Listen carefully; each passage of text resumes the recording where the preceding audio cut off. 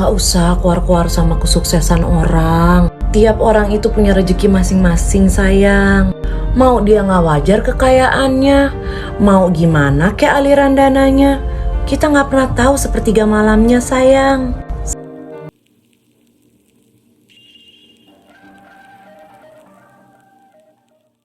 TikTokers ini sindir Nikita Mirzani yang ricuhi harta kekayaan Juragan 99 dan Sandi Purnamasari.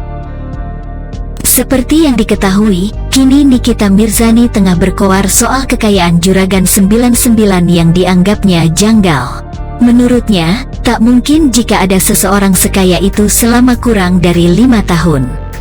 Ia pun makin di atas angin saat Juragan 99 akhirnya mengakui kalau jet pribadi yang semula berstiker J99 dan MS Glow itu adalah sewaan. Bahkan ia langsung meninggalkan komentar pada postingan Sandi Purnamasari. Namun pasangan suami dan istri itu memilih untuk tidak menggubrisnya. Kali ini seorang TikTokers bernama Ine turut menyampaikan pendapatnya. Tapi Ine nampak tak setuju dengan sikap Nikita. Menurutnya, persoalan membongkar kebenaran harta seseorang bukanlah tugas kita. Sejak mengakui jet pribadinya adalah sewaan, tak sedikit orang yang menghujani postingan Sandi dengan sindiran. Malah banyak juga yang setuju dengan perkataan Nikita soal mengaudit kekayaan Juragan 99. Lewat sebuah video, Ina menyampaikan suara hatinya. Gue pengen speak up sedikit nih soal takdir Tuhan. Seperti yang kita dengar akhir-akhir ini ada yang koar-koar soal kekayaan Juragan 99 yang tidak wajar, ujarnya membuka video. Meski ia bukan sosok yang agamis, tapi Ina sangat percaya dengan takdir Tuhan. Gue bukan orang yang agamis, taat beribadah, tapi gue sangat percaya sama kun fayakun. Kenapa? Karena gue mengalami sendiri, lanjutnya. Ia pun mengisahkan bagaimana saat perceraiannya terjadi. Ia hanya membawa 2 ponsel dan baju yang melekat pada badannya.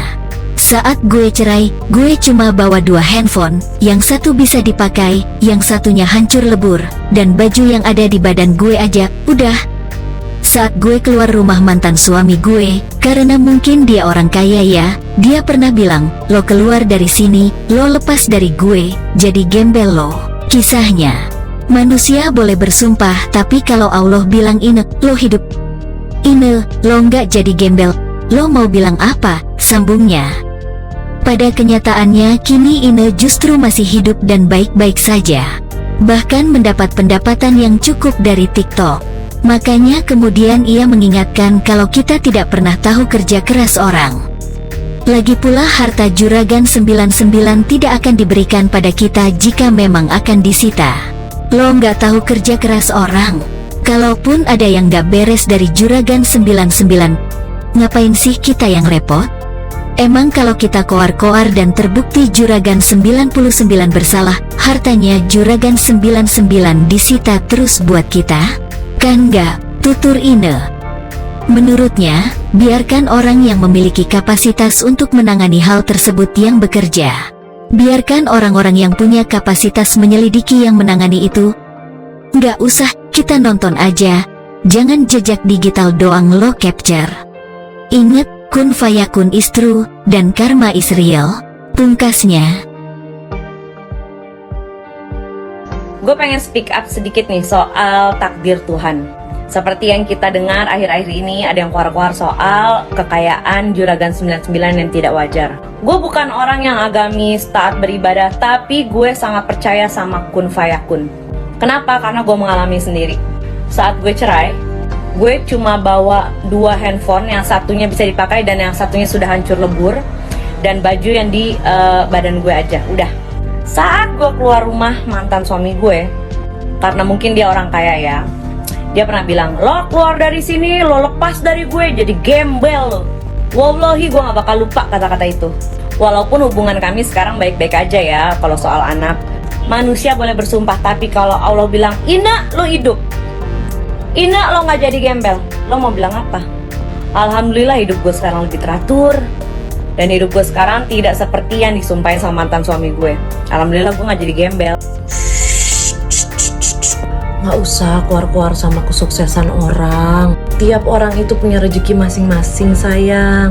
Mau dia nggak wajar kekayaannya, mau gimana kayak aliran dananya, kita nggak pernah tahu sepertiga malamnya sayang. Sama kan kayak kamu bilang, oh gue begini, gue begitu, gue emang ceplos-ceplos, tapi gue sholat tahajud gue kuat. Bener kan?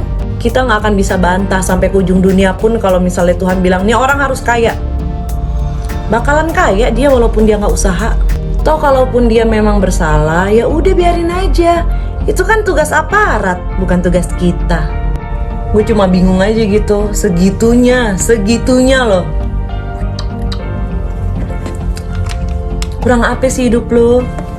Kita juga nggak pernah pengen tahu kok harta lo melambung kayak gitu dari mana.